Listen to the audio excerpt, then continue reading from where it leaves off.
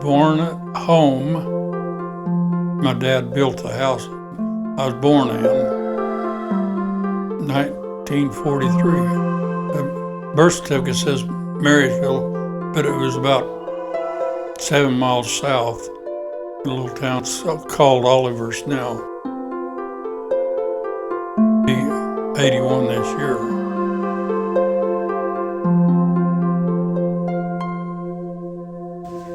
It's amazing what God can do in a life.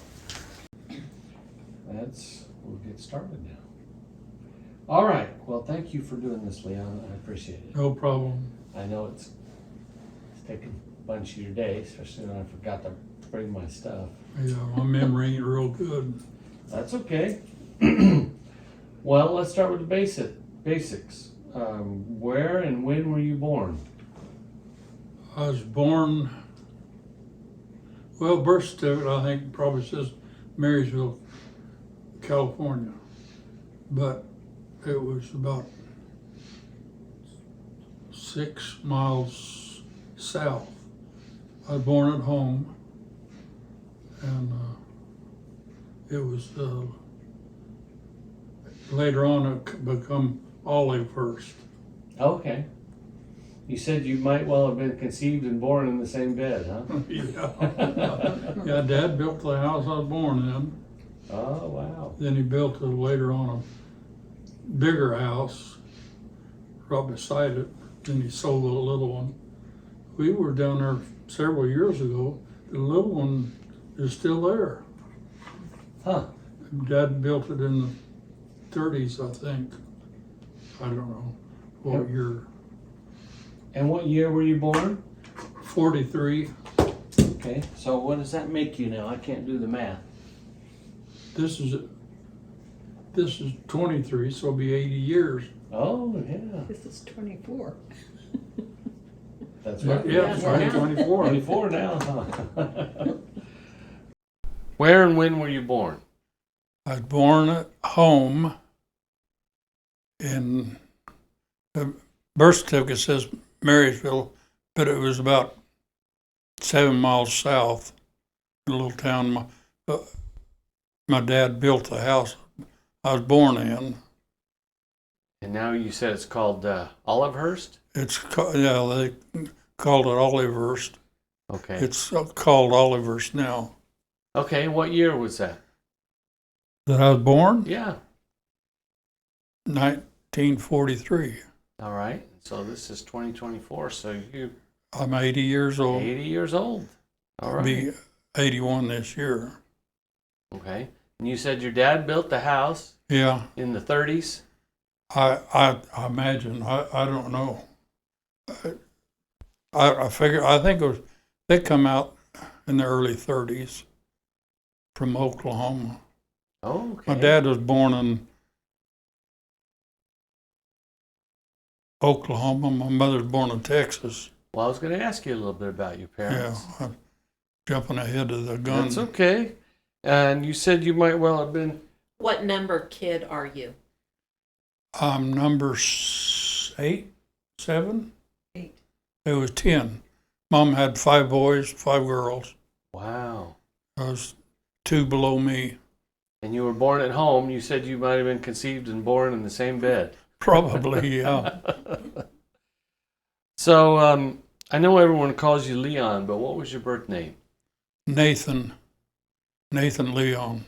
Okay. My sisters, when I was born, they wanted to call me Leon instead of Nathan. So it just kind of stuck. Yeah. I think my dad named all of us kids. Okay, good. What were your parents like? Well, I love my parents. Remember my dad, I really loved him. I remember when I was little, I'd get up and rub against his old whiskers. He didn't have a beard. He always clean shaven, but he always rough. Yeah. Because razors weren't like they are now. But anyway, Dad was a hard worker. I remember him getting up before daylight all the time and going out even when it was raining and cold. He'd go out. He's a foreman on a ranch, and wintertime he'd be pruning trees. They raised prunes, peaches, different kinds of peaches, almonds, walnuts, and I think they had a big pear orchard too. But anyway. Were they real stern or fun-loving, Oh. or what were they like? Yeah, they were, both of them hard working. Mom would even work in the fields sometimes when she could, you know.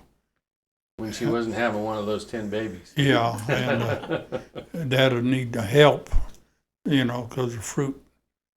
And what was your question? Well, what their personalities were like, if they were real stern and serious, were they fun-loving? Yeah, we had a lot of fun. The fun we had is for us kids. It was when we'd go visit an uncle or aunt, because in the same town we had oodles. On every block there was either Dad's brother or sister, you know, because my grandmother, she had 18 children. Wow. And four sets of twins. Huh. One woman, 4 sets of twins. Yeah. She had four sets of twins. And so they should have called Olivehurst, they should have just called it Woodhurst. Yeah. But we loved Dad. That's what we had our fun as we visited. You know, I remember sitting in the living rooms and telling stories about true stories about back when they was. In fact, us kids had just left at home there would always want Dad to tell us we call them bear stories. Because one reason he told us one on the start about traveling in the old covered wagon, and his older brother and him would sleep out by the tongue of the trailer when after their dad unhooked the horses and stuff. And he said one night there was a bear come up, and his older brother was sound asleep, and the old bear smelling of him. And Dad said he was just froze. Yeah. He couldn't. Anyway, so we call them bear stories. I see. But he'd tell us things that he'd done when he was a little kid, you know, this and that, traveling. That's good. So how did your mom and dad show you that they had love for you? Well, when I do wrong and those kids would not obey them or maybe go down the road a ways or something or playing and didn't come back on time or something. Or, of course, they just sternly tell us that we should have been back. But Dad, the way he showed he loved me is he'd take his unbuckle his belt, take it off when I done something bad. And he'd grab my hand, and I seen him swing the belt, I would jump. So it wouldn't be such an impact. But as soon as he got through doing that, I'd get up in his lap and just love him, you know, because I love my dad. And I hated for my mother because she always had a willow tree or two. She always would go out and get a little willow. Man, that burnt. That hurt more than the belt, huh? Oh, yeah. So I didn't like for her to. Well, at least she didn't make you go out and get her a switch. No. Spank you with. Well, what do you appreciate most about them? Their love, I think, mostly, but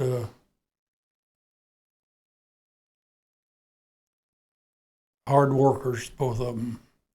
Of course, back then there was no Social Security or welfare, stuff like that. So they had to work. So they put that issue in you also. You were a hard worker, I know. Well, also. But. Yeah, till I couldn't. Yeah, we used to work when I was little. I remember picking up prunes and off the ground, after Dad would shake them, walking them around on your knees and get an old ripe prune smashed on your knee. Oh. Yeah. Now, did you live in the town or in the city? Well, Dad had 2 acres there, I think, or 2.5 on that place. It was city, I guess. Yeah. Because there was houses. What was the biggest trouble that you kids got into when you was younger? You think anything in particular? Not in particular. Like, I can think of opening that spigot on Dad's 50-gallon oil drum. He said every one of his kids cost him 50 gallons of oil. Yeah. Well, were your parents believers in Jesus? Did they take you Yeah. to church? Yeah, we went to church every Sunday. Of course, I never did. When I was little, I remember sleeping in Mom and Dad's feet at night, when we go to church. Mm-hmm. I'd lay down there on a blanket and sleep. Well, that's good. And you talk about spiritual things around your home some? Yeah. Well, praise the Lord. Where did you go to high school? Well, I only went 1 week or 2 weeks. It was just a few days. And then we moved from up there down to Turlock. Of course, that was the second move we made to Turlock. And 55 is when I first moved to Turlock. And this was 2 years later.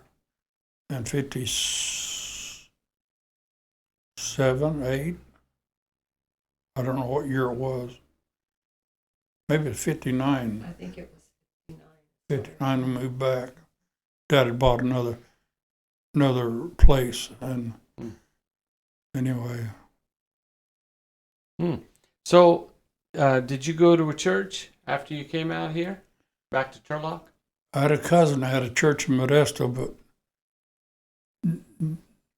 we didn't go there much. Dad was awful busy working because he worked at Douglas Aircraft through the week and stayed with my oldest brother there. My oldest brother worked there too. I remember that. And anyway, they'd come on weekends. And so Dad always had a lot of work there. Yeah. And a place to do. So how did you, where was this place? It was on Crow's Landing Road. Okay. Crow's Landing and Harding, 40 acres in there. Okay. So you did go to a church youth group after you got a little older then, though, huh? At Mitchell? Yeah, I did after I was saved. Okay. Well, Tell us about how you got saved. Well, first, Grandpa LaFollette, we always all called him Grandpa. He'd come over and bale our hay because we didn't have a hay baler. I did get one later, 2 or 3 years later, but he'd always come over. In fact, I got an old 8mm movie that shows him coming down the driveway pulling his baler. Huh. Grandpa Taz. Yeah. Taz LaFollette. And anyway, Leon, you need to come over and work for us. Drive truck, help us. Every time he'd ask me to come over. Of course, my dad was killed about that time. How did that happen, Leon? Well, that happened on Washington and Harding. Milk truck hit him in the side, right in the driver's door. But we were, for 2 days, Dad wanted some pallets and or some lumber to build calf corrals. And my dad, we had a turkey ranch too before this. We owned a turkey ranch. It's over on Tegner, Idaho. Between Tegner and Washington Road. And we raised turkeys. Anyway, and then we went over milk cows and farm the ground over there. So we run back and forth all the time. And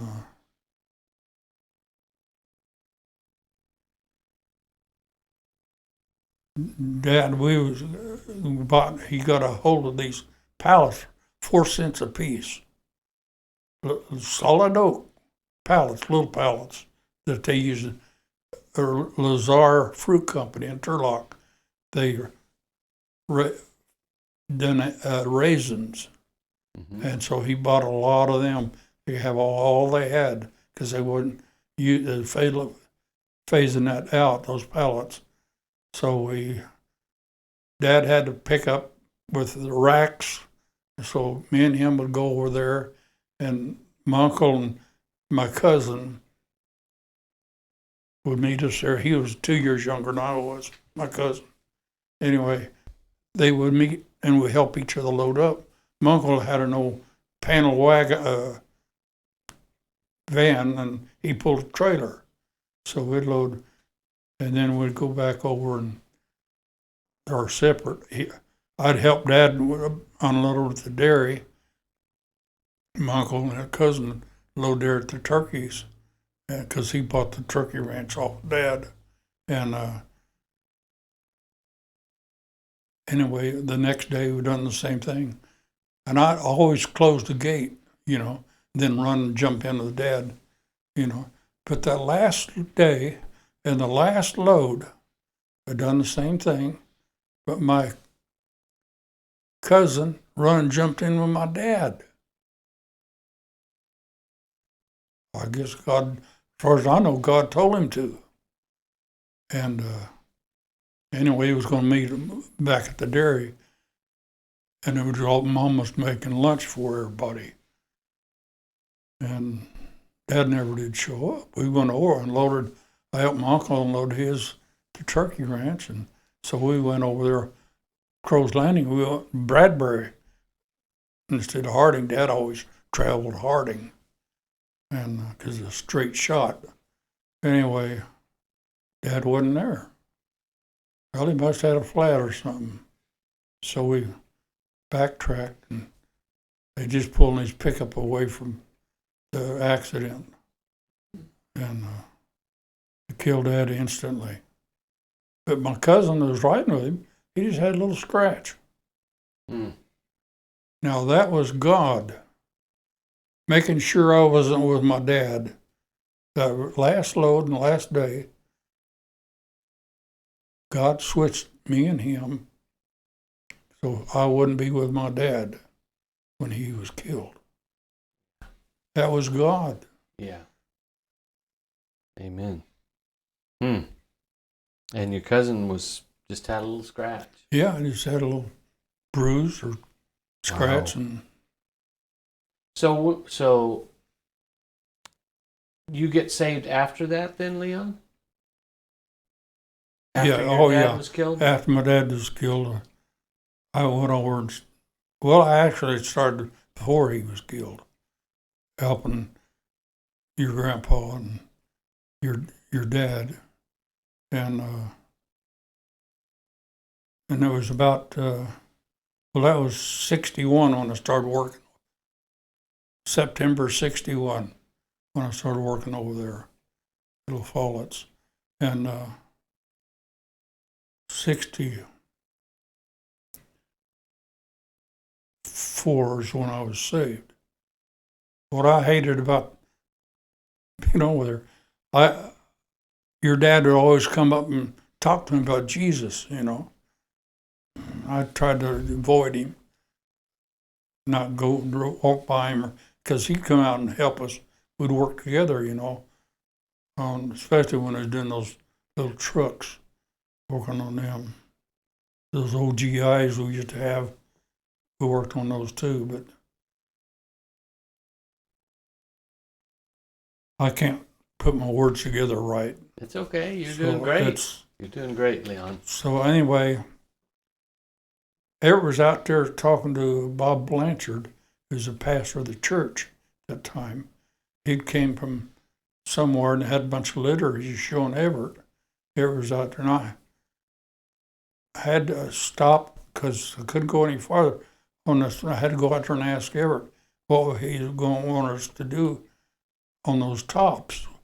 I think it's the tops. He was working on the trucks.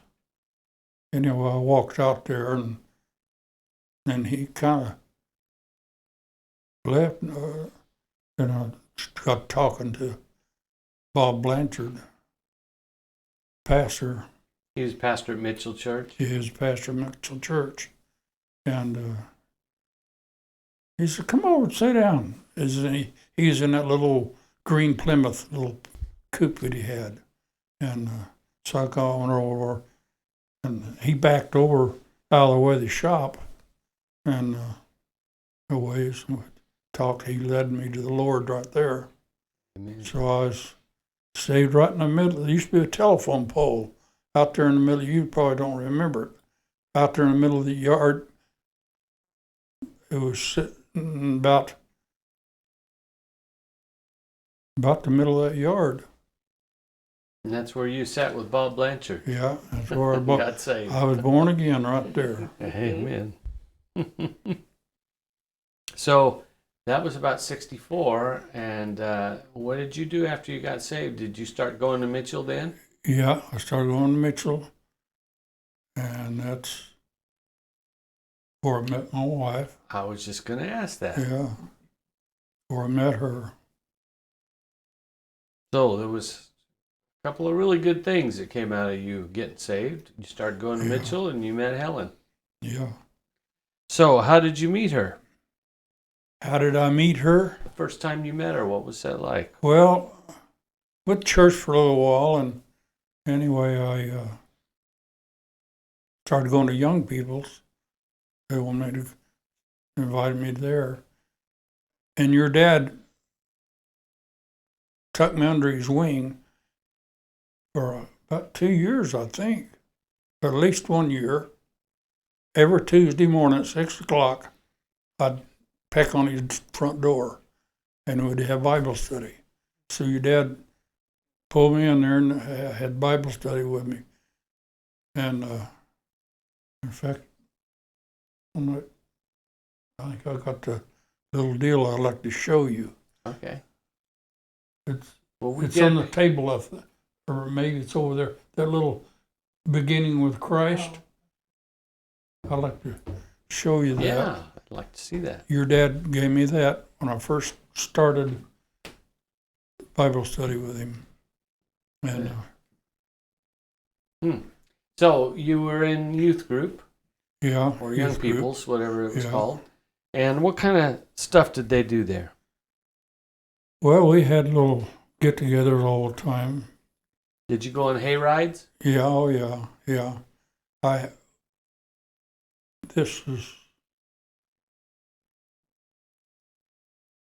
remember the lowboy, the oldest lowboy we have, putting hay on that, and then all the young people would get on and go for a hay You ride. go like Hageman Park or someplace like that? I believe so. I don't know if that's going to focus on But anyway, I'll that make sure I can get a picture of that afterwards. Look at that. January 7th, 1964. That's when I'm born again. All right. Read 6 pages. Yeah. So you're going to youth group. They're doing stuff like hay rides and Flying Dutchman. You remember that game? I think you guys used Yeah. to play that. Yeah, I've done a lot of games. Somebody always got hurt, I think. Yeah. playing. Anyway, that's where I met my wife, and I remember Larry Mitchell. He told me, I heard him talking to somebody. He said, "You know that little Helen Bell, like she's as cute as pie." Yeah. And I thought about it, and yes, she is cute. Yeah. So I married her 57 years ago. Wow, that's a good move. That's one of your smarter moves, I think. there, Oh, I Leon. guess. As far as I know, that's another miracle in my life. I wrote down in there, a long time ago, I wrote 6 miracles God's done in my life. Miracles. Not just, they were what God done. Amen. Well, I'd like to see that before we're done here. Yeah. I think you've mentioned before that God blinded Helen. Yeah. Yeah. I always thought What is it you used to say? God blinded her because I was ugly as a hoot owl, still am. No. And I was 6'2", 130 pounds. I looked like a skinny rail, not like now. And of course, I was always alone. The dairy, especially after my dad was killed when I was 15 or 16 maybe. Anyway, I just stayed there, milked the cows, took care of Mom, farmed the ground and stuff. I didn't go nowhere or meet people or nothing. All the ones I knew was LaFollettes or just didn't get out. So that's on your list? Well, some of it is, yeah. But anyway, Well, she was cute as pie. She was a cutie pie, I guess, as they say. Yeah. So what was your first date like? Do you remember? Yeah. My sister-in-law, my oldest brother's wife, she was down for a visit, and I had to take her back to catch a bus so she'd go back. I think they moved about that time down south. No, they were No? still Still in Folsom. My brother worked for Douglas Aircraft. He'd worked there ever since he got out of the service. The Korean War he was in. And so I had to take her to the bus so she could bus ride back to Folsom. So anyway, I was going to take her to the football game. Anyway, I went by and picked the wife up. Of course, she didn't know I had my sister-in-law with me. It was our first date. And we were going to the Turlock football game. I'd asked her dad if I could take her, and he said, yeah. So anyway, I went by and picked her up. I guess she was probably surprised there's another lady in there. I think surprise might not be a strong enough word. Anyway. I have a picture of you and Helen that were in Fletcher Turner slides. I think I've shared that with you. Yeah. So I'm going to show that while you're telling this part of the Yeah, story. yeah. So you didn't know that he had sisters? Well, it was his sister-in-law, Oh, sister-in-law. and really the only one I had ever met was Althea. So I knew her, but he comes to pick me up and he opens the car door for me to get in, and there's this girl in there. Hi. An unknown woman. Unknown. Hi. Hi. Yeah, that would It be was a shock. a So little we bit of a problem. dropped her off in Turlock, the bus depot, and then we went to the football game. Yeah.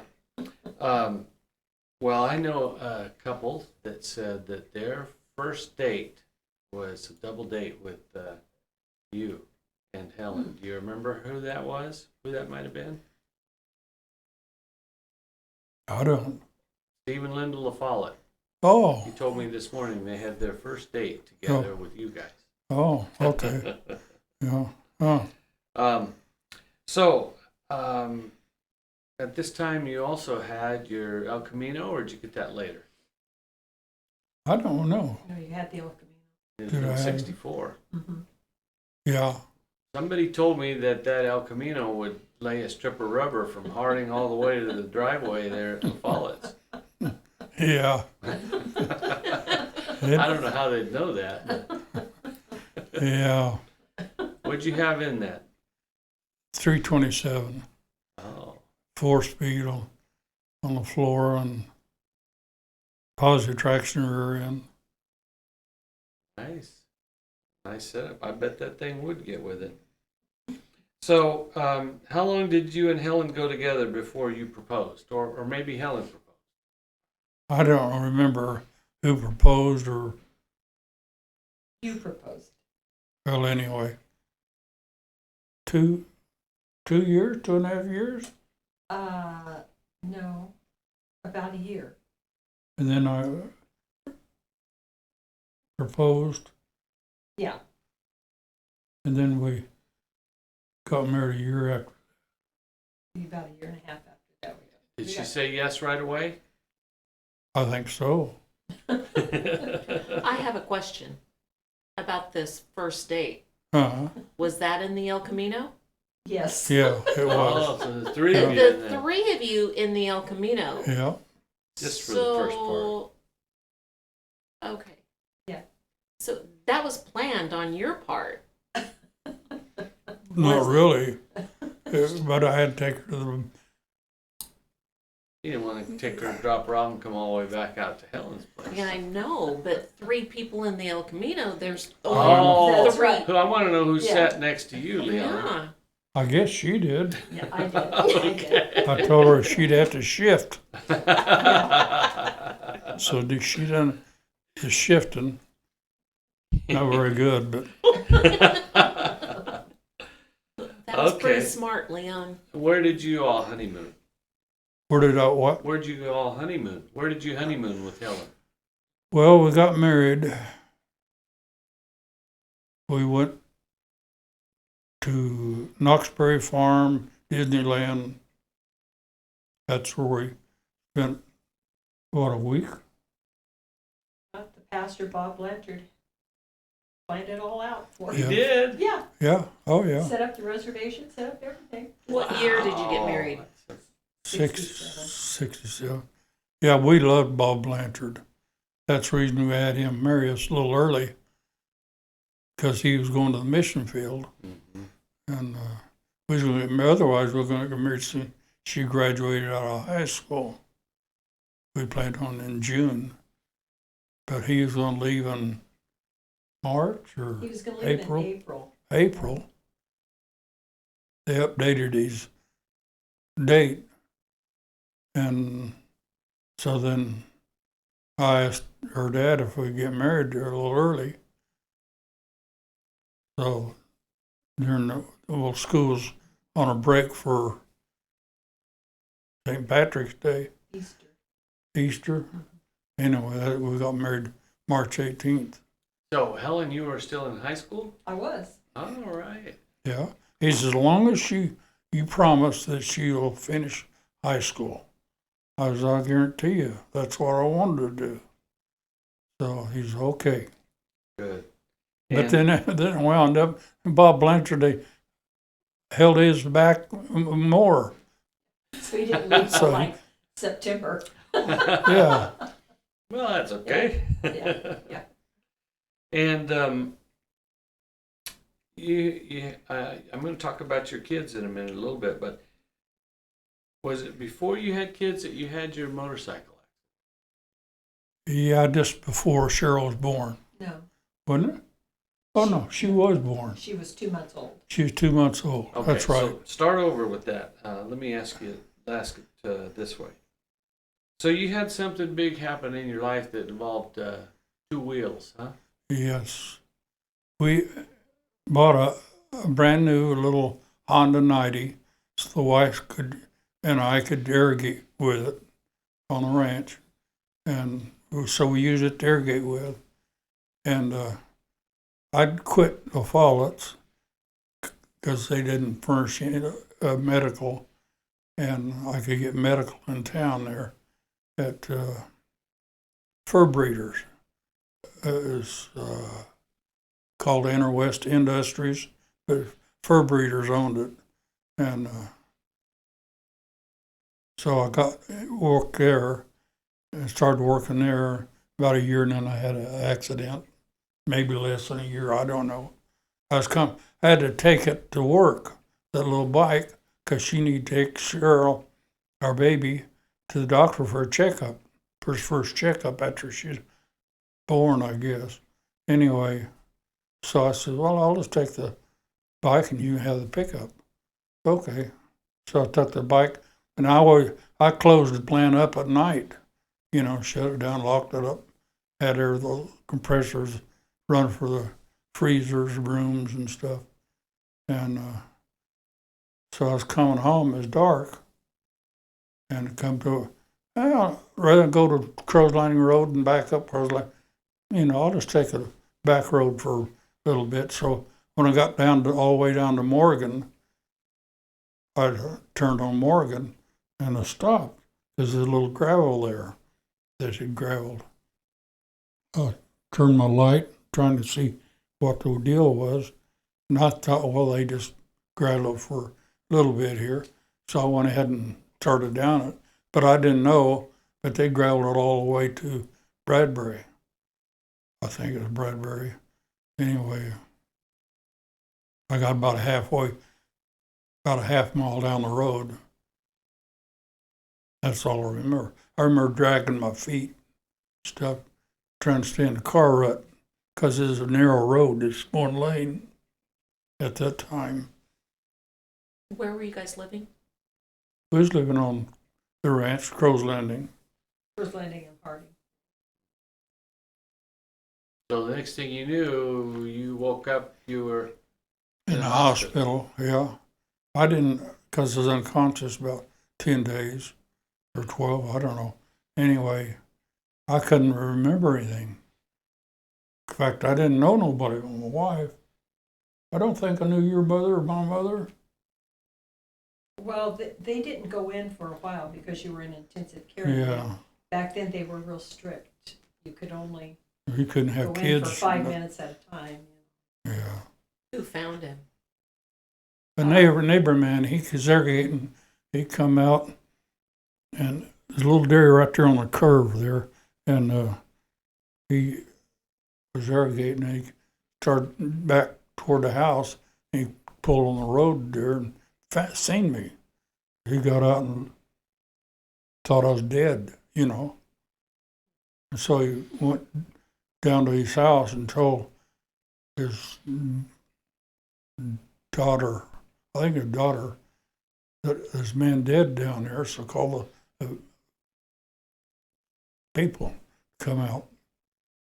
So anyway, she called them, and they were said to be on their way. And so she jumped back in the car with him, and we went back down there. And she felt him. She said, no, Dad, he's still alive. And of course, they wouldn't move me or nothing, I guess. So anyway, they got me into the hospital. Too many Turlock, and they didn't have the equipment, so they shipped me to Modesto, the doctor's hospital. I spent 2 months there? 6 weeks. 6 weeks. So we were talking about about to talk about your recovery. We talked about that accident. I remember everybody praying for you at church. Yeah. I was just a little boy, Yeah. but I remember that. It was 1968. But anyway, Cheryl was born. She's 2 months old, but finally, after a month or so, the wife asked me after I'd come to, she said, did you know we had a baby? Because I never asked about her or nothing. I know, I didn't, because I didn't know nobody. And so anyway, she's, well, tomorrow when I come, I'll bring the baby with me. Of course, they wouldn't allow it in the hospital. So she is in the wintertime. So she put her between her and her mother and underneath her sweaters. Walked down the hall in the room. And boy, there was he hauling about the baby and this and that. I had about 7 doctors, on me. And anyway, one of my nurses come by.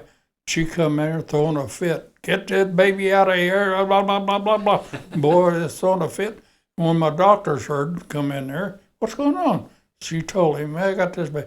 You let him leave his baby here all day if he wants him. Because the doctors owned it. Yeah. And So just go about your business. So Helen's smuggled Cheryl in there under her arm. Yeah. To the hospital so you could see him. Oh, that's something. Yeah, I didn't know we had a baby then.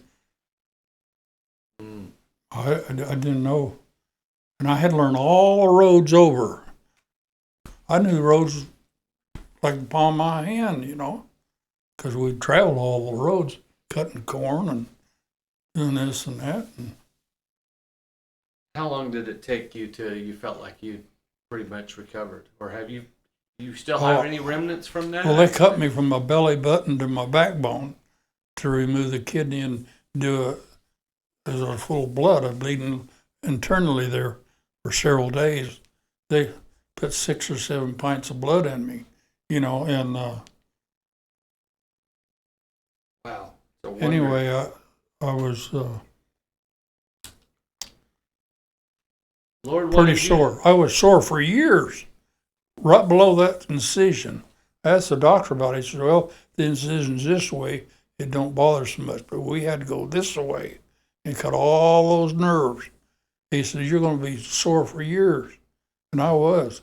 I had to start wearing, I couldn't wear a belt. Oh, couldn't hardly stand clothes on me. And the sheets at night or blanket when I get to bed, I had to hold them up for a long time. That's when I started wearing bibbed overalls. I wore them for years. Because they just felt better on you. Well, yeah, it's loose. They just snap them off. You didn't have a belt. No belt. Oh, And, I see. So the wife got those for me. Well, the Lord wanted you to stay on this planet. Yeah. Yep, he does. That's twice he protected you, isn't it? Probably more than that, but at least Oh, those yeah, a 2 lot times. of times. And I got stories you won't believe. Well, let's hear them. You got 2 beautiful kids. Yeah. They're not kids now, of course. No, they're but both been married. Cheryl and Kevin. Yeah. And how many grandkids you have now? 4, 2 boys, 2 girls. So the Lord has blessed you in that way. Yes. Let me talk just for a minute about what your job or your career was like. You talked about working out at LaFollette's, then you worked at, what'd you say, Furbies? No, fur breeders.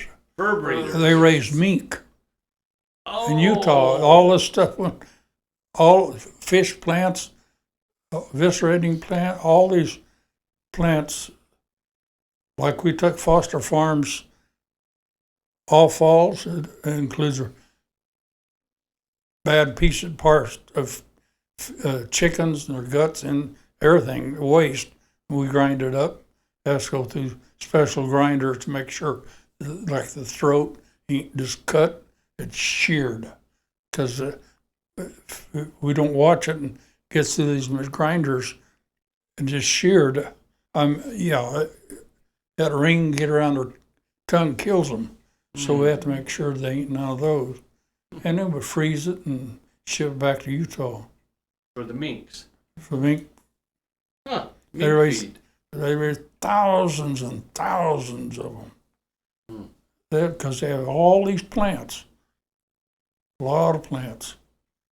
You don't see too many people buying mink coats these Not days. even. No, they probably, Thing of the I past. think it's outlawed, isn't it? Yeah, I think it is. Yeah. So, and then you came back out to LaFollette's. Tell me Yeah. about what it was like to work there.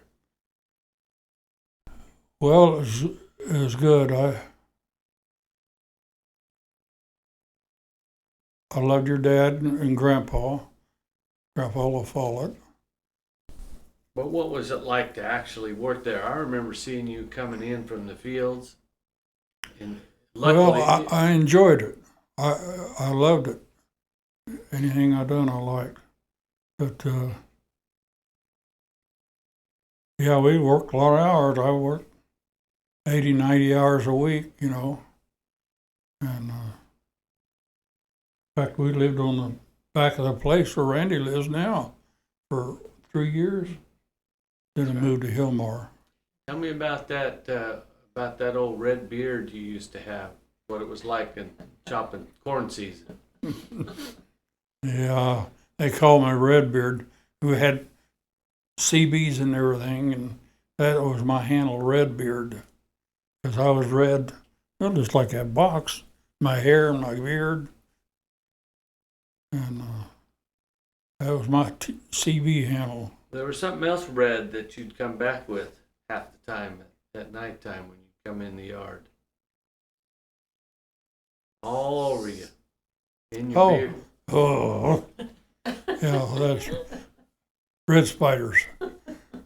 Smallest spider there is. You get back, and just in the fall in corn, you get back in the morning, your machine just coated with orange, red. There's billions and billions and billions of those little red spiders. They just eat you up all day. We didn't have cabs, you know, man. We got where we put surplus, Army surplus, ever go and buy those 12-volt blowers. We'd mount them just above your head, so they just blow, keep everything off. But still, they eat you up. Yeah. I remember seeing you come in the yard one day. Maybe it was the 880s still, or 1880s, and you had this long red beard, and I got you looking, and there was just spiders all over you. Yeah, oh yeah. Yeah. So there was a few pranks pulled out in the day out there. Oh yeah, You remember any of them? We always pulled pranks on one another in the shop and stuff, out in the field even. And I had a new cap one day. Your dad runs up and grabs it and throws it in the chopper. The chopper running. Larry would do that too, as Eric's nephew. One thing I remembered after we had that new shop, we would be in there, and I'd be welding a lot of times for anybody. Be welding or not necessarily welding, just working. Big old cold bucket, 5-gallon bucket of water be throwed on you. And I was up on a trailer welding the frame and heard this bucket of water hit me. And I acted like it was shocking me, you know, because the welder's still running. Oh, I wasn't being shocked. But I act like it. I thought I'm going to wean them with that, you know. And they run over and click, I heard it go off, you know. They come over, you all right, Leon? You okay? Yeah. But anyway, I thought that'd stop it. No way. I was welding later. I don't know what it was. I heard the welder go click, then the water hit me. At least they turned the welder off first They now. got smarter. Yeah. That was before OSHA. Yeah. Well, out in the field, what kind of pranks were pulled out in the field?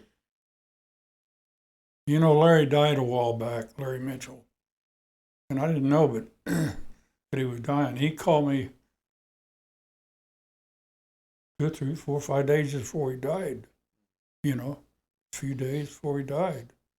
And well, we talked for 2 hours, didn't we? We talked and talked. He talking about old times, all we done, and this and that.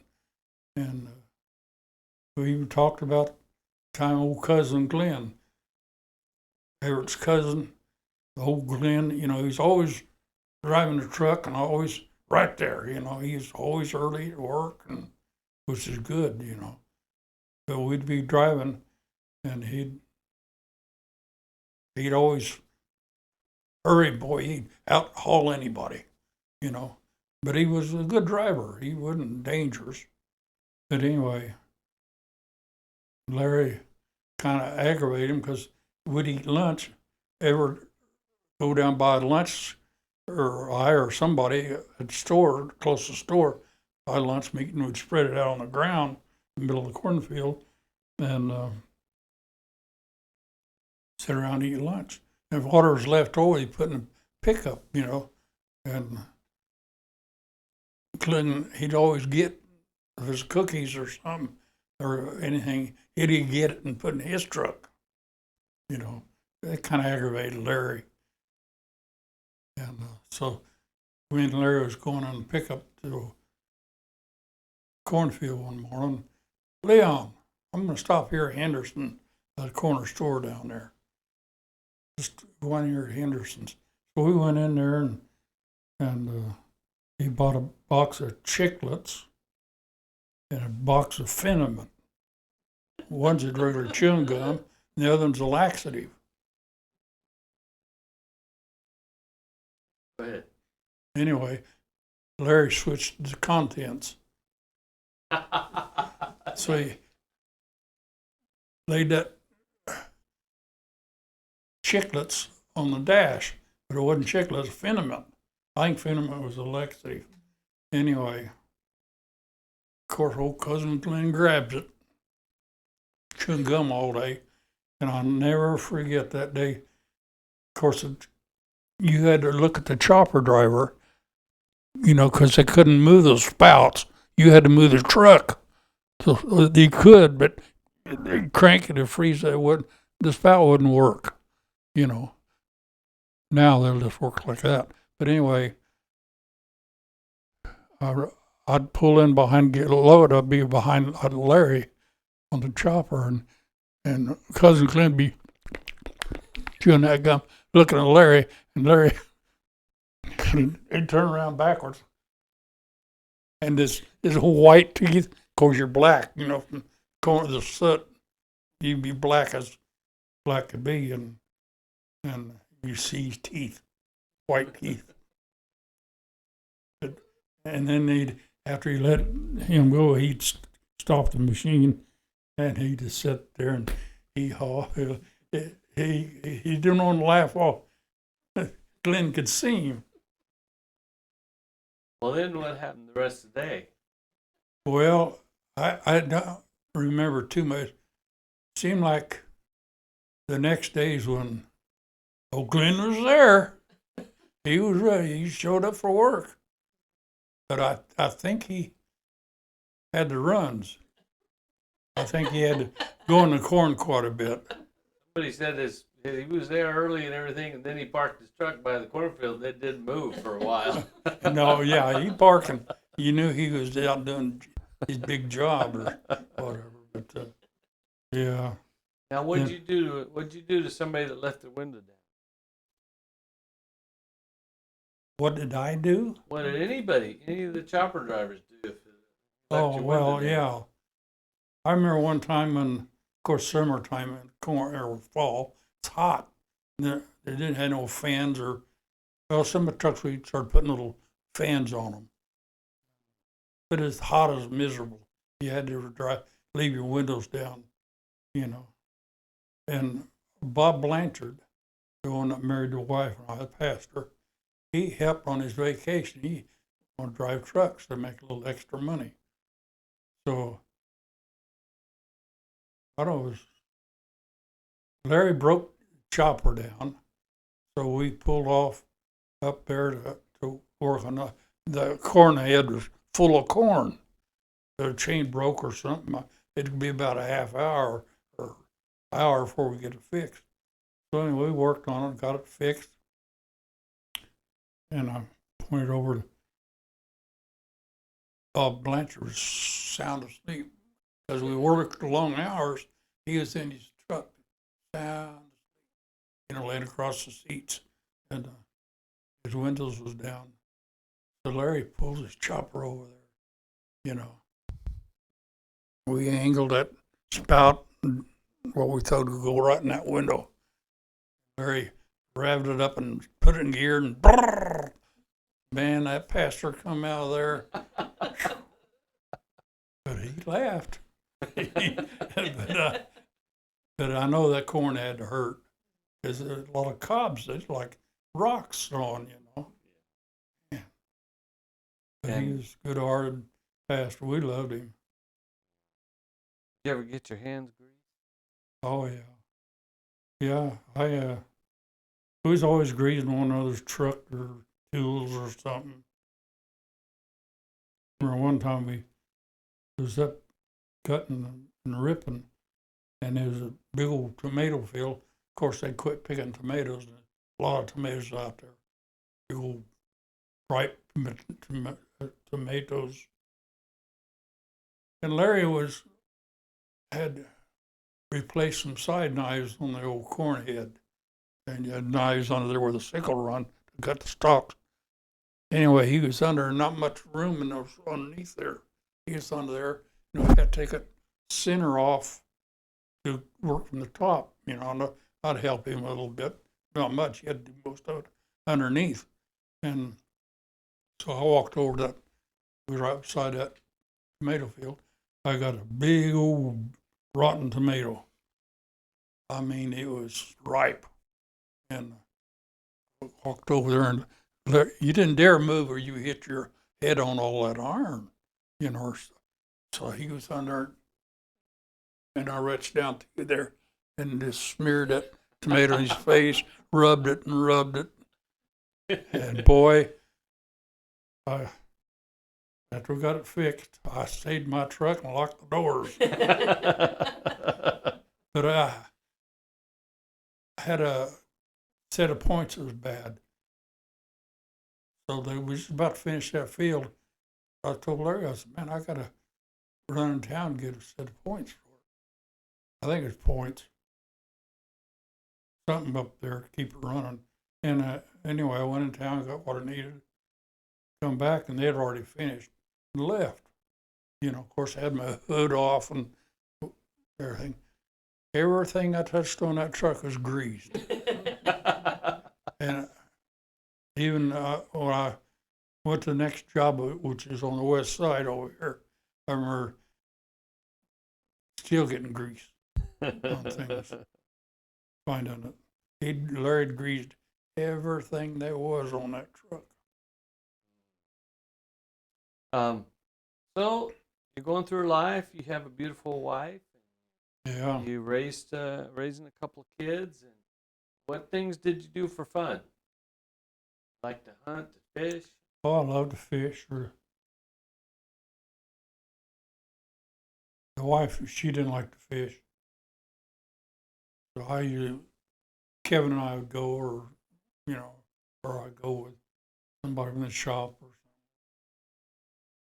something.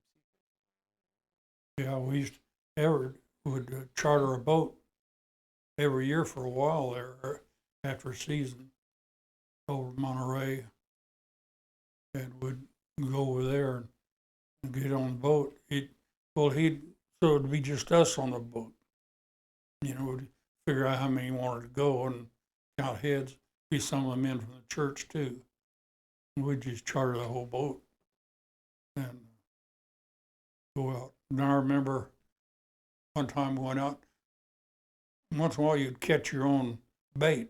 You go out and you catch squid, you know, for bait. You just put your pole down, and they'd grab a hold of it. You may get 3, 4 at a time. You know, you pick it up over.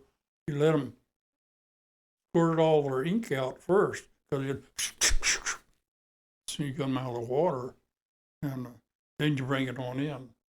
I was watching Everett one time, held it up, then they brought it in. One of them didn't unload his job, and it got him right in the eye.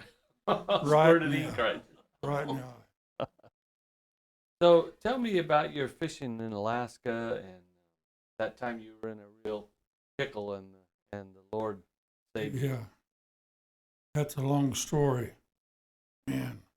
Yeah, we went up there to Alaska and fished, and then that was in '89. Yeah, 1989. We seen this little park going up when we pulled in there just for the night. Beautiful. The lake, there's lakes and lakes and lakes up there in the Yukon. Anyway, this lake, the water come up just even with your parking, you know, it never changes because it just goes, dumps in another lake, so on and so on. Anyway, this lake was about the size of Don Pedro or, you know, something like that. Anyway, I take it back. Yes.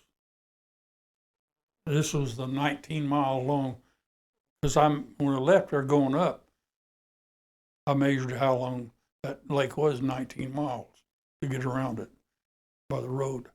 Anyway, we come back and we stopped there again because it's so nice. And we was fishing out there. And the little park ranger come by and he said, "You won't catch nothing. You have to have a boat. Get out there." He says, "It's real shallow for half a mile. Shallow. You got to have a boat or something." Anyway, he says, "There's another lake down below. He says, about 4 or 5/10 of a mile down the road." Go ahead, So Leon. anyway, he says, "There's about 4/10 of a mile down the road. There's a little pull-out place there. You get both your rigs off the road there. This is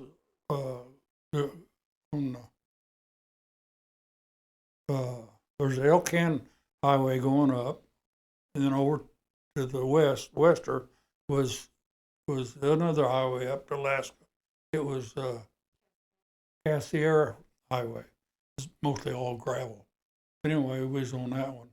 And he says, "But you look over there where they got a trash can there." He says, "Last summer I took a little D2 that the government gave me and let me make a trail down to this lake." He says, "It's about 6/10 of a mile down to that lake." And he says, "I got a little boat, aluminum boat down there that I use when I want to go fishing. Man, they're big, beautiful rainbows and different trout down there. He says, you're welcome to use that boat. You don't have a motor or nothing, but got 2 oars." Anyway, he says, "You're welcome to use that." And this lake was about the size of Don Pedro.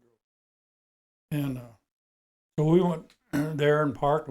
We went down there that evening and got in that boat. We didn't have no life jackets. So we caught 4 or 5 trout right away. Bang, bang, bang. And went back up.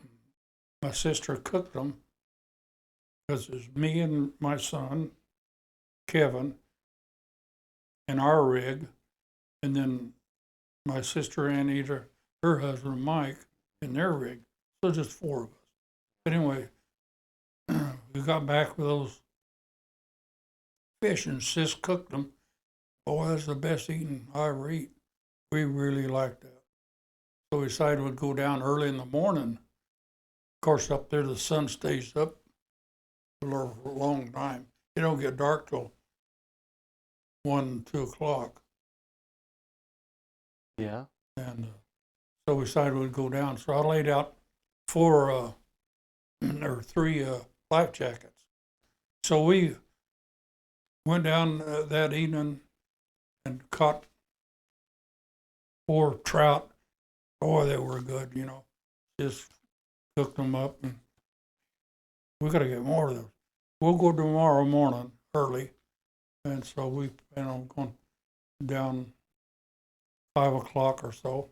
because it's daylight real early. So it'll only get dark about where we were, about hour and a half, 2 hours is dark.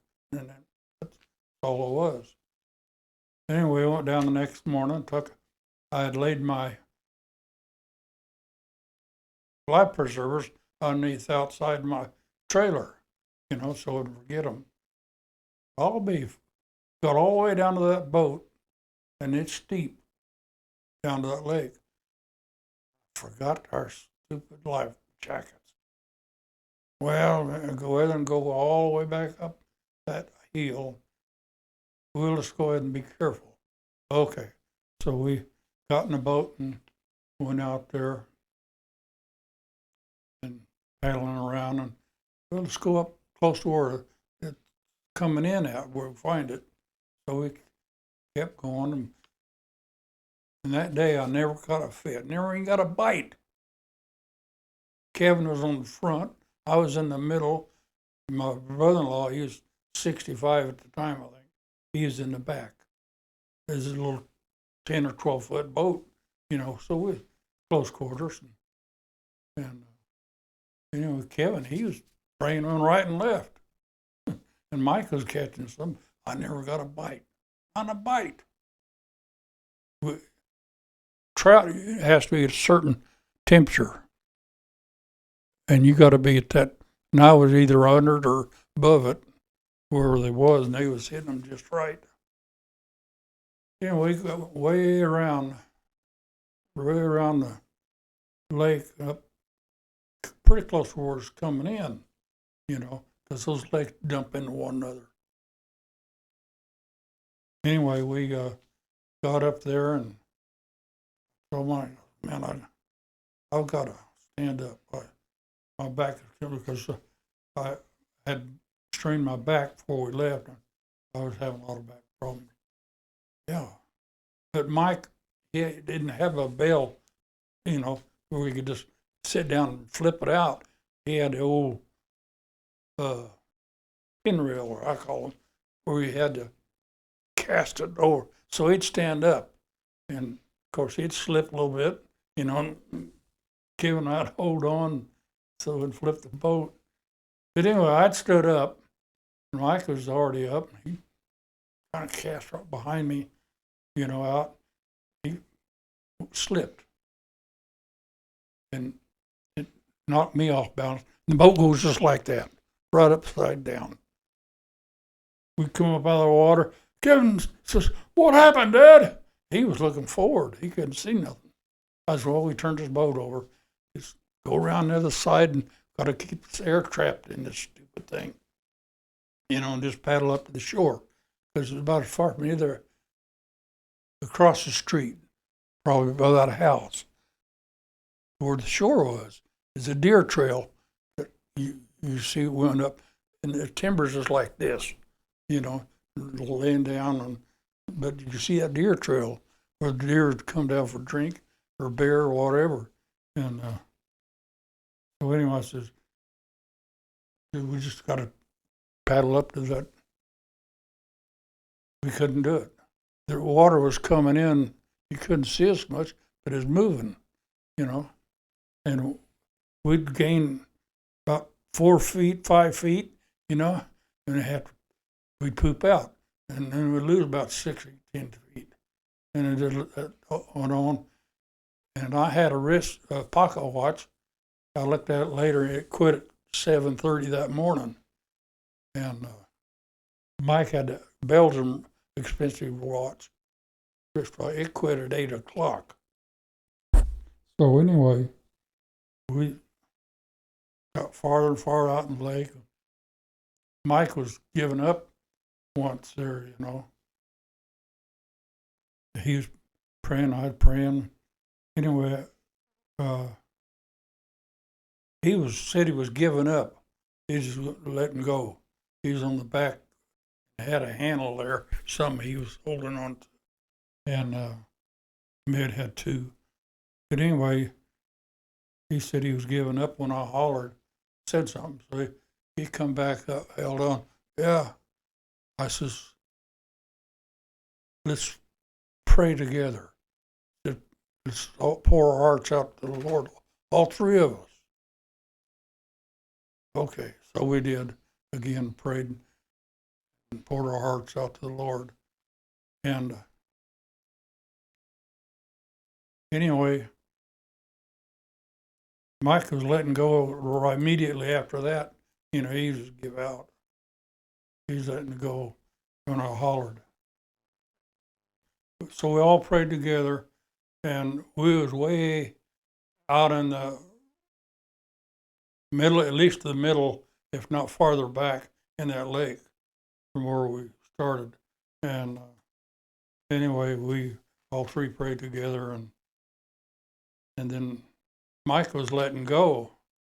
He was telling us later, he said, I was letting go when you hollered, said something. So I held on to see what he was talking about. And you said, look over to the shore. We're moving the opposite way.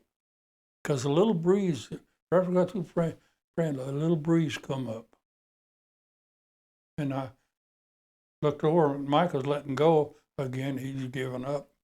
And I hollered, when we look over the shore, we was moving back, you know.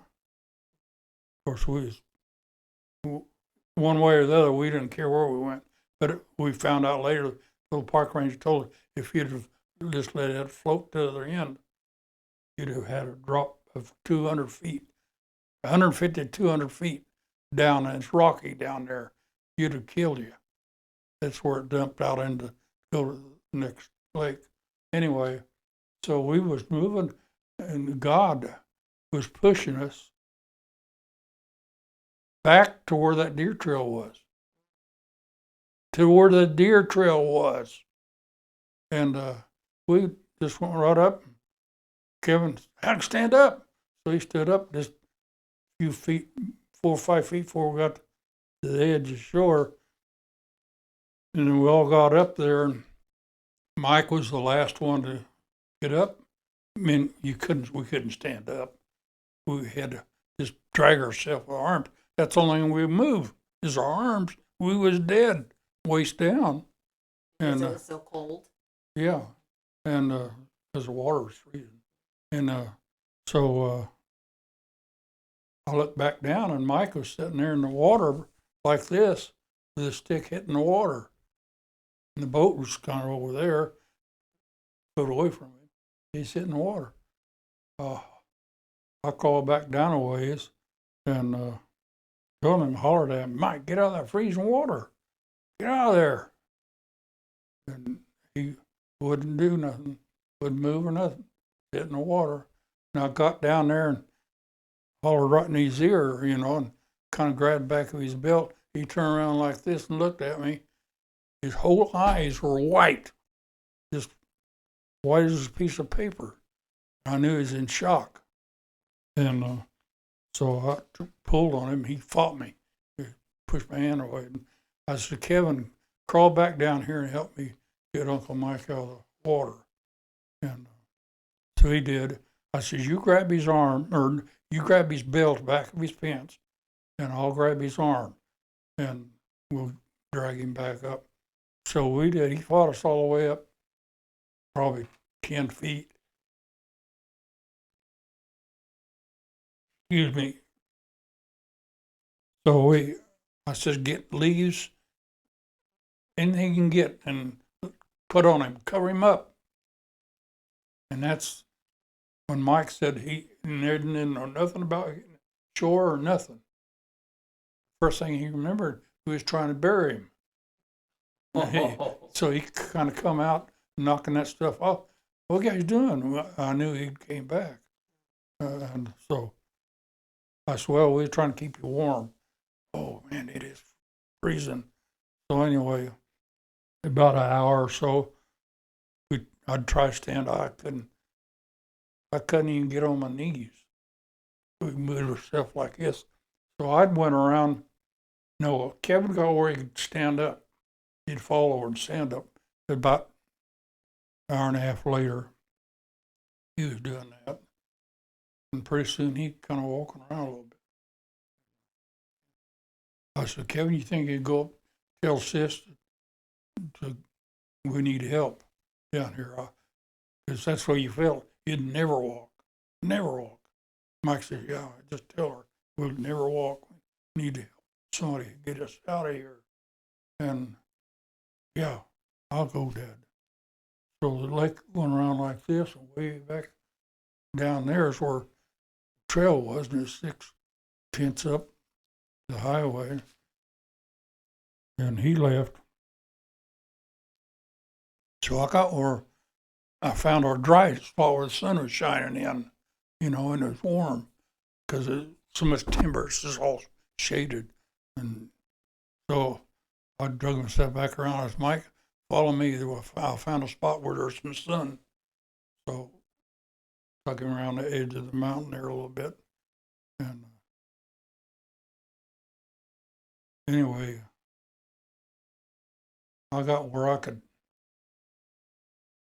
stand up after another hour, I guess. And so I told Mike, I said, well, do you think you can walk? No, I'll never walk. Well, I maybe ought to go. I don't know if sure Kevin made it back or not. We get some help. Okay. So I left, and I thought, well, I'll try to cut up across and not follow the shore around. But I got lost.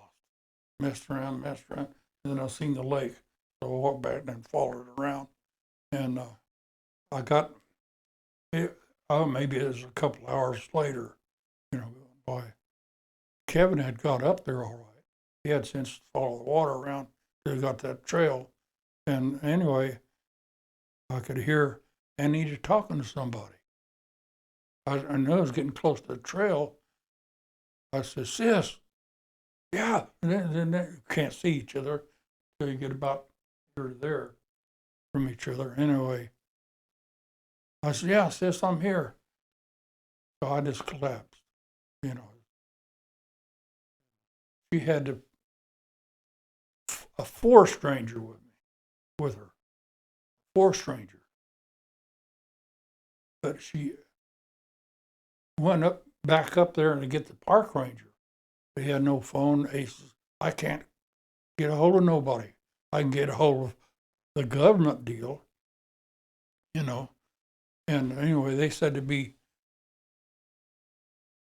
in a long time, 6, 7 hours before they get help there, because they was tied up there, And what I was trying to get is a plane to fly down and pick me and Mike up, Kevin, I wasn't back there yet.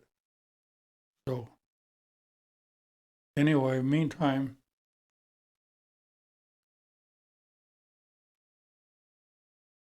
Kevin they came down with that little park ranger and the 4 stranger. So he came in, heard me. He come in there where I was. Man, he had mosquito stuff. I just having to take the blood off my eyes to see.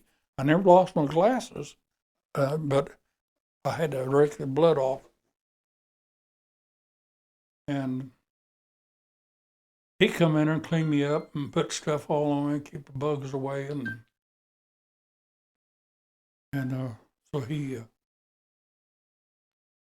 pushed me up that hill to the trailer, motorhome. Wasn't Anita's motorhome. He pushed me. I said, "You're gonna give yourself out," because I could hardly. Anyway, nope. Real nice fella. He pushed me all the way up, 6/10 of a mile up that trail, and it was pretty steep.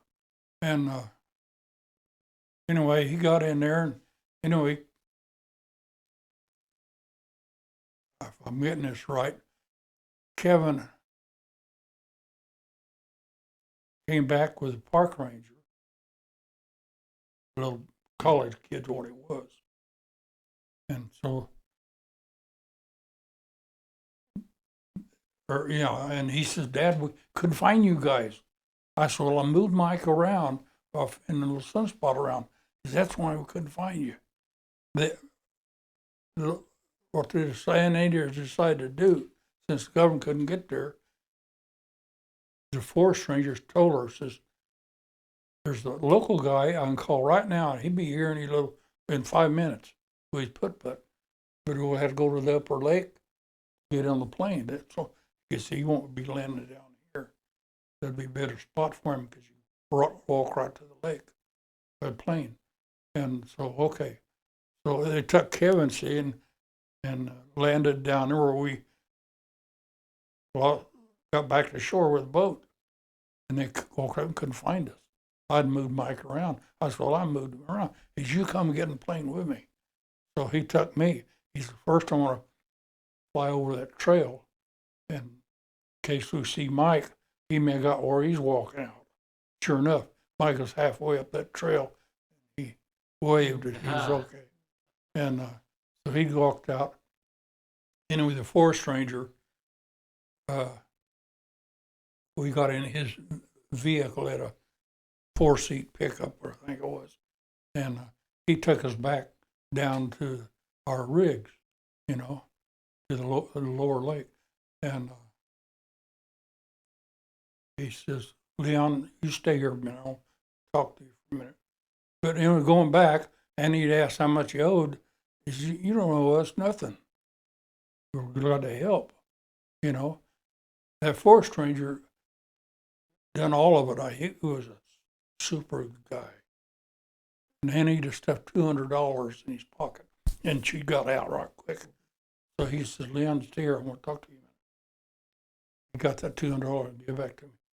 You promise me you will give this back to your sister.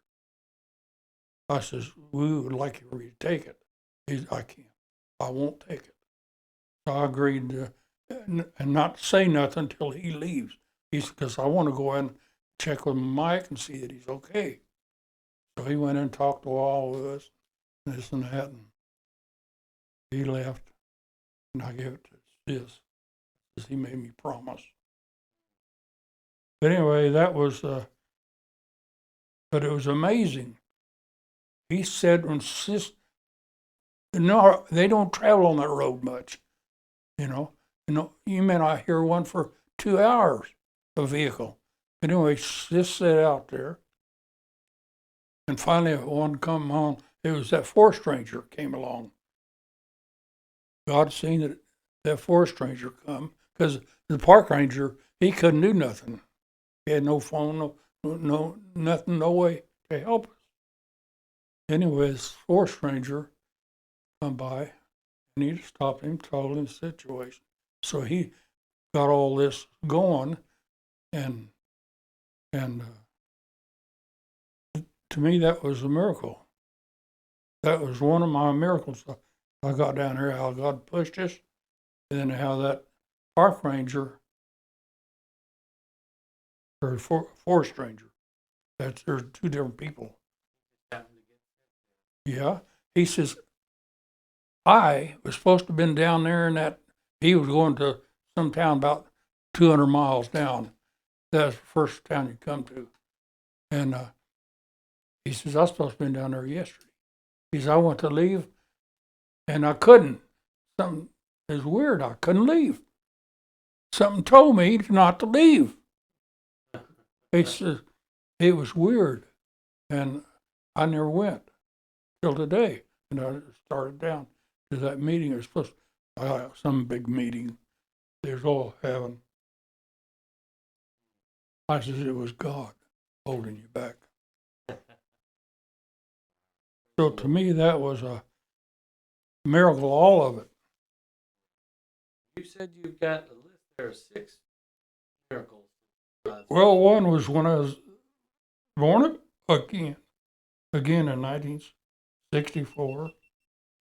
And then the one we talked about on that accident.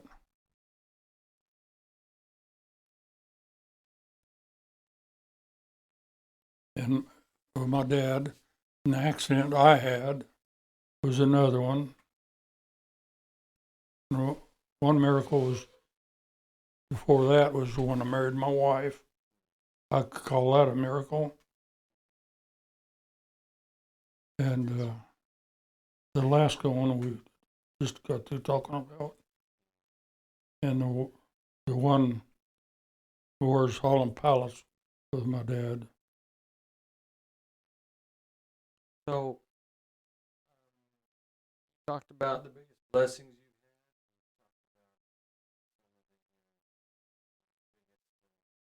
had, struggles that you've had, what's one of your biggest regrets? Not giving him complete control of my life. I think it's he telling me all along is I want to control your life. I want to bless you, which he has. He's blessed me so much, so much. I can't believe. I always think of God coming to earth to save his people. A creator coming, he's created us, yet we reject him, sin against him, but he's come back in Jesus Christ to be the ultimate sacrifice for our sins, because he loves us. He loves his creation, but we still reject him, but I can't believe that a God would create something and then try to save it, and what he created rejects him and curses him and even puts him to death, hang him on a cross. But he rose again like he said he would. That's an amazing story. I wish I could put all the words in order. But I can't. I can't speak. Favorite verse? Favorite verse? Whole Bible, whole New Testament, It was on the mainly. list, but I don't Well, Mention. it's a simple one, and everybody knows it. John 3:16 and 17. That's should be everybody's. Like I say, there's so many. I've got in my Bible there wrote down a lot of stuff, a lot of scriptures, quotes and stuff. What secret to how many years? 57. What's the Secret. Letting her have her way. secret? No. know. No. I tried to follow God's direction in the Word, what the Word says about marriage, and she has too, and done a good job. That's the secret, is looking into God's Word and studying it and knowing what God wants of a man and what God wants of a woman in a marriage. So, we have the Mm-hmm. part of the reason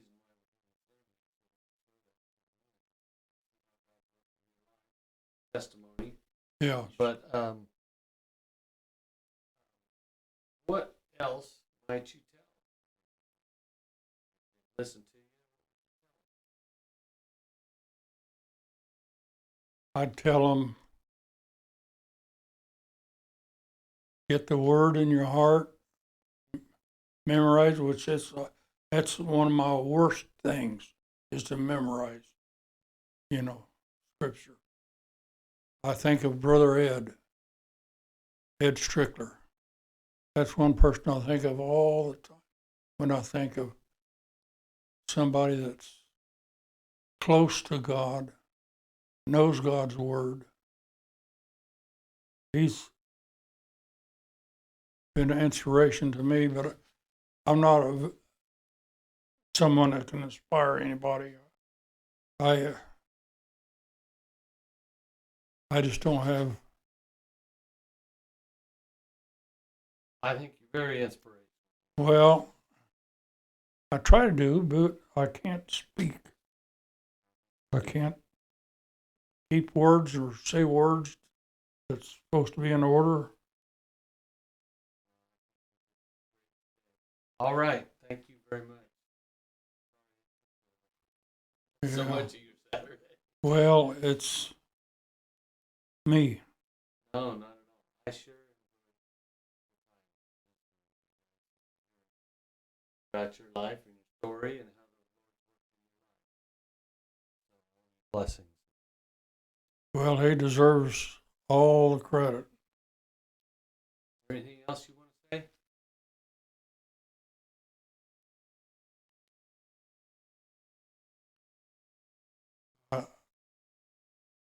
I learned to just love the Lord and study and read His Word every day. I read it every day there at my kitchen table. It's amazing what God can do in a life. But, you know, there's so much to these miracles I've got wrote down here. I didn't talk to all of it, but it's amazing what He can do. Romans 8:38 and 39, or yeah, I think that's what it is. Those are good verses to know and to learn. Talks about God loves us and He wants everything good for us. I'll put those up, Leon. Yeah, it's amazing what God can do in a life.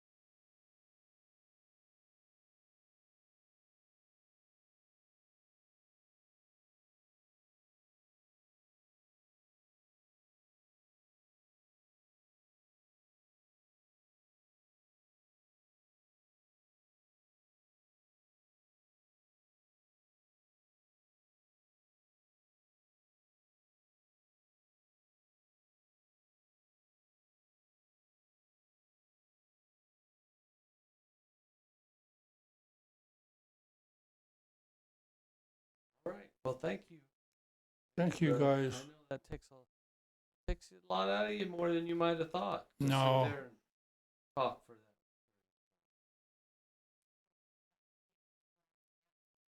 There you go. I just have to It's think already about this words afternoon. before I It's say them. been- I can't. Yeah. I can't talk like most people. Well, I He's know missed that's his morning frustrating nap. too, probably. Morning nap. No. 1, 2, 3, 4, 5. Okay, well, I'm gonna need to do a little work on this, I think, but it should be okay. I want to make sure I export this before I turn it off, so I make sure I've got it. Does he talk to you or talking to himself? I'm not sure who he's talking. Sometimes I'm talking to the machine, I think. to both sometime.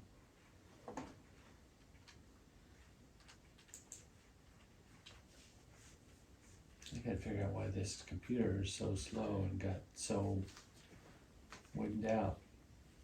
You know, old Paul, he was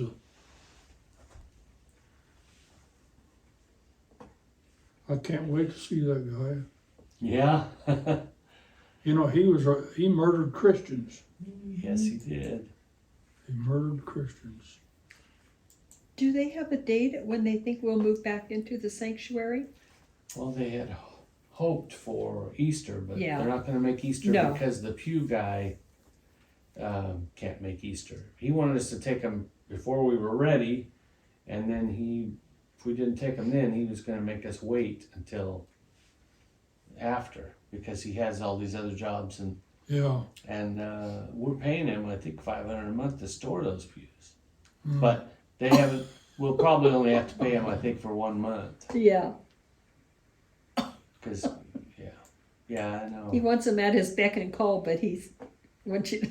Yes. Yeah. I What do hope you they think turned out good. you think another month?